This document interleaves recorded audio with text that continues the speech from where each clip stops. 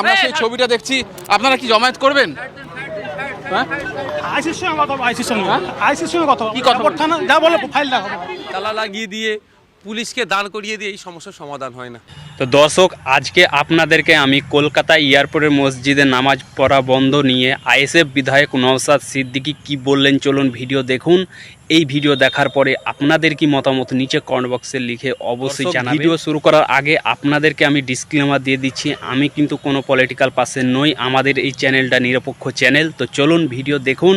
উনি এলেন স্বাভাবিকভাবে যা ওরা যে নামাজ সে নামাজ চলে গেলেন, আন্দোলন ও প্রতিবাদ সেখান থেকে তিনি সরে গেলেন। যে প্রতিবাদ করেছিল পুলিশও ছিল প্রচুর।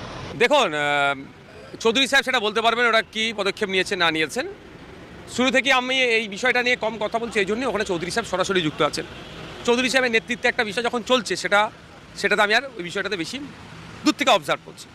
এখন যে জায়গাটায় দাঁড়িয়েছে সেই জায়গাটা আমার একদম নির্দিষ্ট, আমার একদম বার্তা যে এয়ারপোর্ট অথরিটি, রাজ্য সরকারকে উদ্যোগ নিতে হবে, এয়ারপোর্ট অথরিটিকে, মসজিদ কমিটিকে, সিভিল সোসাইটি থেকে ইসলামিক স্কলারদেরকে নিয়ে একটা গোল টেবিল হওয়া দরকার। এই বিষয়ে গুরুত্ব একদিকে যেমন দেখানো হচ্ছে নাকি তৃতীয় রানওয়ে, আর উল্টো দিকে সংখ্যালঘু সমাজের রাইট টু রিলিজিয়াস এক্সারসাইজ সেটাও কোনোভাবে না ক্ষুণ্ণ হয়, সেটা একটা আলোচনা বসা দরকার।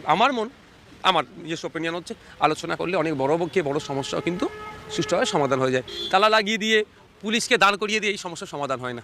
দর্শক, যেমন কি আপনাদেরকে আমি আইএসএফ বিধায়ক নওশাদ সিদ্দিকীর ভিডিও দেখালাম, এই ভিডিওর ব্যাপারে আপনাদের কি মতামত নিচে কমেন্ট বক্সে লিখে অবশ্যই জানাবেন।